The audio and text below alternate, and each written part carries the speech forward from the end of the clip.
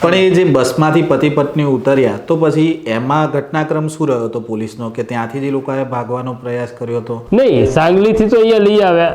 સોરાબનું encounter એ લોકોએ પછી નારોલ કર્યું. પછી તપાસમાં એવું પણ બહાર થયું કે આ લોકોને ત્યાંથી લાવ્યા પછી અડાલજ પાસે એક અરમ ફાર્મ છે, એ અરમ ફાર્મમાં સોરાબ અને એની પત્ની કોસરને રાખવામાં આવ્યા હતા. એ પણ કાગળ ઉપર આવી ગયું હતું. સોરાબના એન્કાઉન્ટર પછી એ લોકો આની હત્યા કરે છે અને ડીજી વણજારાનું ગામ છે હિંમતનગર પાસે ઇલોલ, ત્યાં લઈ જાય છે અને ત્યાં એનો અગ્નિ સંસ્કાર કરવામાં આવે છે. કોસર મુસ્લિમ હતી પણ થાય છે અગ્નિ સંસ્કાર.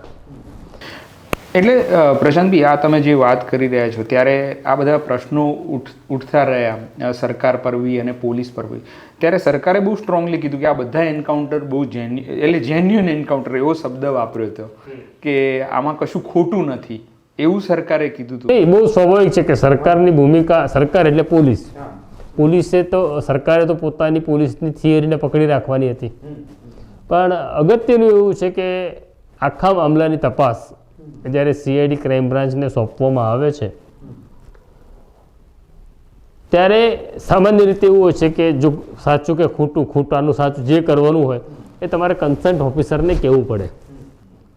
તો આ કેસમાં જે તપાસ કરનાર ઓફિસર હતા VL સોલંકી, એને તમારે બ્રીફિંગ આપવાનું હતું કે તપાસને કઈ દિશામાં લઈ જવાની છે.